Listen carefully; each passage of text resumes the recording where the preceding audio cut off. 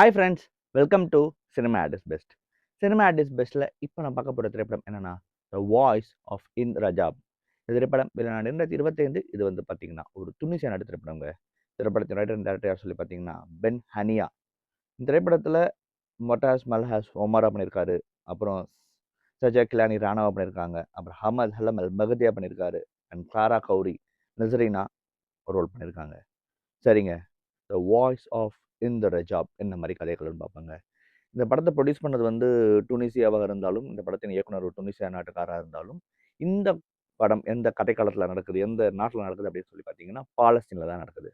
பாலஸ்தீனில் என்ன அப்படின்னு சொல்லி பார்த்தீங்கன்னா 2018-19 ஆண்டு மிக முக்கியமாக காசா மீது இஸ்ரேல் டிஃபென்ஸ் ஃபோர்ஸ் வந்து பயங்கரமான தாக்குதல் வந்து நடத்திக்கிட்டே இருக்காங்க. கிட்டத்தட்ட அவங்க வந்து தாக்குதல் வந்து பண்ணாத இடங்களே கிடையாது காசால. அந்த மாதிரி ஒரு பிரச்சனையை வந்து அவங்க உண்டு பண்ணி ரொம்ப ஒரு மோசமான ஒரு விஷயம் பண்ணிக்கிட்டே இருக்காங்க. தாக்குதல் நடந்துகிட்டே இருக்கு.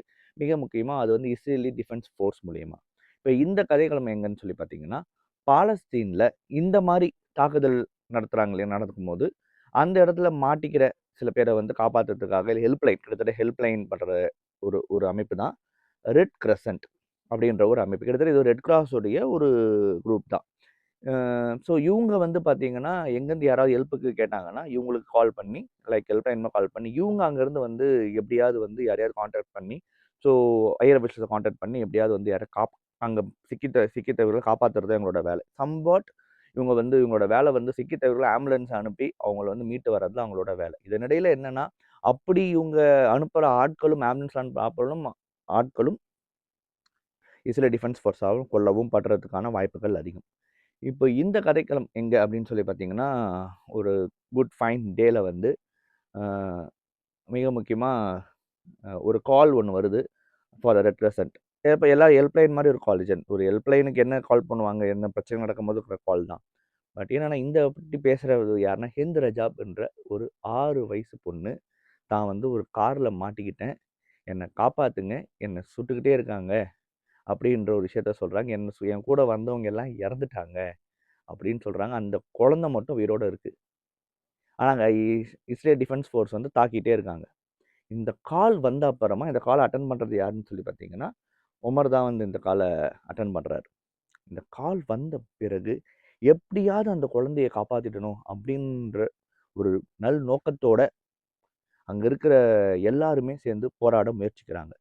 இந்த போராட்டம் இறுதியில் அந்த குழந்தைய எப்படியாவது காப்பா காப்பாற்றுறதுக்கான ஊண்டுதலாக இருந்து அந்த குழந்தை காப்பாற்றப்பட்டாளா, இல்லை அவளுக்கு என்னதான் ஆச்சு அப்படின்றது தான் த வாய்ஸ் ஆஃப் இந்திரஜாப். இது வந்து உண்மையாகவே நடந்த கதை. இந்த நடந்த கதையை எடுக்கிறதுக்கு முதல்ல துணிச்சல் வேணும். ஏன்னா இது ரொம்ப ரொம்ப முக்கியமான ஒரு படம். எந்த வகையிலன்னு பார்த்தீங்கன்னா, மனிதத்தை கேள்வி கேட்கிற படம். மனிதருக்கு மனிதம் இன்னும் இருக்கிறதா என்பதை நம்மளை வந்து எதிரில் நின்று கேள்வி கேட்குற ஒரு படம். இந்த படத்தின் முடிவு வந்து ரொம்ப ஒரு ஒரு ஒரு ஒரு ஒரு இன்ஹியூமனாக நமக்கு வந்து ரொம்ப ஒரு அதிர்ச்சியும், நம்ம வந்து ரொம்ப வந்து சிந்திக்க வச்சு மிக முக்கியமாக நம்மளை கொஞ்சம் நேரம் வந்து நிசப்தமாக்கிடும். இதுதான் வந்து உண்மை. ஸோ இட்ஸ் இட்ஸ் இட்ஸ் அந்த மாதிரி ஒரு சினிமா அது. இதை வந்து துணிச்சலாக எடுத்த பென் ஹேனியா வந்து நம்ம இந்த பாராட்டி ஆகணும். What an outstanding outstanding narration. என்ன மாதிரியான ஒரு ஃபிலிம் லாங்குவேஜ் இந்த படத்தை ப்ரெசென்ட் பண்ணியிருக்காங்க. வெறும் 82 நிமிஷம் தாங்க இந்த படம் ஓடுது. ஒரே ஒரு லொக்கேஷன் தாங்க படத்தில். ஆனால் நீங்கள் இந்த படத்தை பார்க்க ஆரம்பிச்சதுலேருந்து உங்களுக்கு நீங்கள் வந்து தரையில் இருக்க மாட்டீங்க. அங்கே சுற்றி நடக்கிற விஷயம் எல்லாமே த்ரூ கால்ஸ் தான். நீங்கள் வந்து நேரடியாக சம்பவங்கள் வந்து காட்டப்படாது. பட் எல்லாமே த்ரூ கால் தான். நமக்கு வந்து நம்மளால காலில் தரையில் வைக்க முடியாது. என்ன ஆகும் ஏதாகுன்ற பதப்படப்பு வந்து நமக்குள்ளே ஒட்டிக்கும். அந்த பதப்பதப்பை வந்து எண்டு வரைக்கும் ட்ராவல் பண்ணி கொண்டு போனது வந்து ஃபேண்டாஸ்டிக்கான ஒரு ஒரு ஒரு ஃபிலிம் மேக்கிங் அது. இந்த படத்தில் வந்து ஒரு இவ்வளோ முக்கியமான விஷயம். இந்த இந்த இந்த மனிதத்தை பற்றி பேசுகிற இந்த படத்தில் ஒரு ஃபிலிம் லாங்குவேஜாக இந்த படம் வந்து மிகப்பெரிய இடத்துல நிற்குதுன்னு நினைக்கிறேன். பிகாஸ் இந்த படத்துடைய சவுண்ட் டிசைன், இந்த படத்துடைய எடிட்டிங், இந்த படத்துடைய சினிமாட்டோகிராஃபி, இந்த படத்தின் மாபெரும் பில்லர்ஸ். நீங்கள் படத்தில் பார்த்தீங்கன்னா அது பெருசாகவே தெரியும். இந்த படத்தில் என்ன பெருசாக சினிமாட்டோகிராஃபி இருக்க போகுது, என்ன பெருசாக எடிட்டிங் இருக்க போகுது, என்ன பெருசாக சவுண்ட் டிசைன் நினைப்பீங்க. That is the core. That is the core. இந்த இந்த இந்த இந்த இந்த மொத்தத்தையும் நம்ம வந்து உள் வாங்கி அந்த படத்துக்குள்ள போய் பதப்பதப்பு வைக்கிறது மிக முக்கியமான காரணமே இந்த 3 தான். Fantastic work from the 3 technicians. And as well as அதில படத்தில நடிச்ச நடிகர் அவரோட பெர்ஃபார்மன்ஸ் எல்லாருமே ரொம்ப பிரமாதமா பண்ணியிருந்தாங்க. ரியல் லைஃப் கேரக்டர்ஸு வந்து போர்ட்ரே பண்ணணும். அத துல்லியமா போர்ட்ரே பண்ணியிருந்தாங்க. ஏன்னா வந்து அந்த ஒரு கேரக்டரும் வந்து துடிக்கும். எப்படியாவது அந்த குழந்தைய காப்பாத்தணும்னு சொல்லிட்டு. அதே சமயம் அவங்களுக்கு இருக்கிற ஒரு லிமிட்டேஷன்ஸையும் நம்ம அந்த இடத்துல பார்க்கணும். அதையும் மீற முடியாது. பட் இதையும் பண்ணி ஆவணுன்ற ஒரு இடம் இருக்கு பார்த்தீங்களா? அந்த இடத்துல வந்து ரொம்ப பிரமாதமா வந்து அவங்க நடிச்சிருந்தாங்க. அ எனக்கு வந்து மெஹதின்ற ஒரு ஒரு கேரக்டர் வரும் அந்த படத்துல. அதாவது he is the head of that red crescent. அந்த ரெட் கிரசன்ட்ல அவர் தான் ஹெட்டா இருப்பார். அந்த ஆஃபீஸ்க்கு. அவரு வந்து அ தன்னால முடிஞ்சதெல்லாம் ட்ரை பண்ணிட்டே வருவாரு. ஒரு ஒரு இடத்துலயும் அது வந்து ஃபெயிலியர் ஆயிட்டே வரும். பட் கூட இருக்கிறவங்க வந்து எப்படி அவர பார்க்குறாங்க ஒரு பாயிண்ட் இருக்கு பார்த்தீங்களா? அவர வந்து வில்லனா சித்தரிக்கிற ஒரு பாயிண்ட் வந்து அந்த படத்துல வரும். பட் அவரால எதுவுமே பண்ண முடியாது. என்ன பிரச்சனைன்னா, அவரால அவ்வளோதான் லிமிட்டேஷன் இருக்கு. அத மீறி தான் ஹி இஸ் ஃபைட்டிங். ஸோ அந்த கேரக்டர் ரொம்ப பிரமாதமான ஒரு கேரக்டருங்க. அது வந்து ரியல் லைஃப் கேரக்டர் அப்டின்னும்போது இருக்கிற மத்த கேரக்டர்ஸ விட எனக்கு அந்த கேரக்டர் வந்து எவ்வளோ பெரிய ஒரு உளவியல் ரீதியான பிரச்சனைய சந்திச்சிருக்கும் அந்த இடத்துலன்றத நானு யோசிச்சு பார்க்குறேன். அது ரொம்ப பவர்ஃபுல்லா இருந்தது.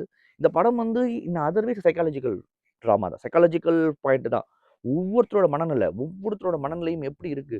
அதே மாரி வந்து இந்த மாரி ஹெல்ப் லைன்ல இருக்கிறவங்க எந்த மாரி வந்து ஒரு ட்ராமாவ ஃபேஸ் பண்றாங்கன்ற பாயிண்ட் இருக்கு பார்த்தீங்களா? அதெல்லாம் ரொம்ப பிரமாதமா அந்த படத்துல வந்து கொண்டு வந்திருந்தாங்க. எல்லாரோட பெர்ஃபார்மன்ஸுமே அது சூப்பரா தெரிஞ்சது.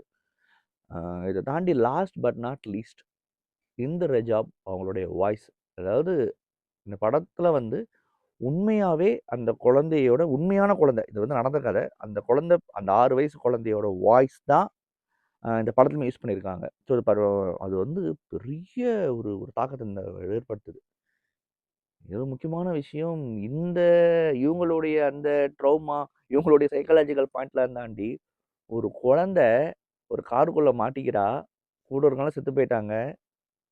சுத்தி சுட்டுட்டு இருக்காங்க. தன் உயிர காப்பாத்தணும்னு சொல்லிட்டு கேட்கிறா. அந்த குழந்தை எந்த மாரி ட்ராமாவுல இருந்திருப்பாங்க. அப்பா! நெனச்சு பார்க்கவே முடியலங்க.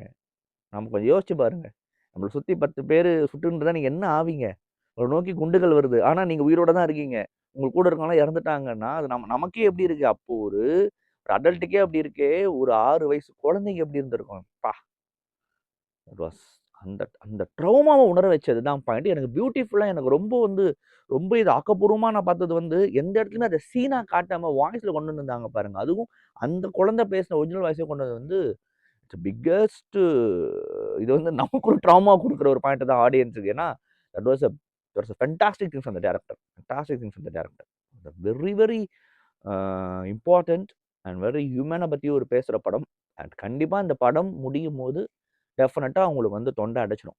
அதுல வந்து நீங்க எந்த டவுட்டுமே கிடையாது. கொஞ்ச நேரம் நீங்க வந்து நிசப்தம் ஆயிடுவீங்க. உங்களால வந்து நீங்க ஒரு மாரி ஜெர்க் ஆயி உட்காந்துருவீங்க. இது வந்து இந்த படம் முடிச்சுட்டு அப்படிலாம் எழுந்துலாம் போமாட்டீங்க. அப்படியே கொஞ்ச நேரம் ஜெர்க் ஆயி, கொஞ்சம் ஒரு மாரி ஆகி, அதுக்கப்புறம் தான் நீங்க மீளுவீங்க. ஏன்னா நான் ஜஸ்ட் நவ் நான் இந்த படம் பார்க்கறதுக்கு ரிவ்யூ பண்றேன்றேன்னா, ஒரு ஒரு ஒரு 40 மினிட்ஸ் பிஃபோர் தான் இந்த படத்த நான் பார்த்து முடிச்சேன். என்னால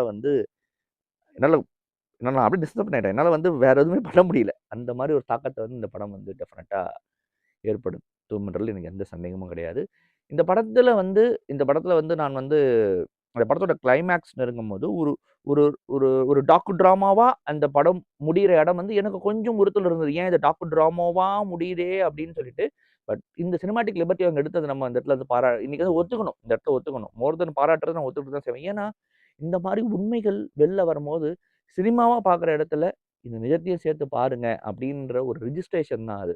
ஸோ அந்த இடத்துல சினிமாட்டிக் லிபர்ட்டிய நான் கண்டிப்பா ஏத்துக்கிறேன். பட் ஆனா, அது இல்லாம பண்ணியிருக்கலாமான்றத விட, பட் ஒரு சினிமாவா பார்த்து அது எல்லாமே பண்ணியிருக்கலாமே அப்படின்னு தோணுனாலும், அதே சமயம் இது உலகத்துக்கு தெரியப்படுத்துறாங்க அப்படின்னும்போது, இதையும் சேர்த்து பண்றதுல தப்பு இல்ல அப்படின்றத நம்ம வந்து படம் பார்த்து முடியும்போது நம்ம உணரப்படுறோம்ன்றதுல நான் சினிமாட்டிக் ஃபிலிம் லாங்குவேஜா நான் இங்க பேசுறேன் எல்லாமே.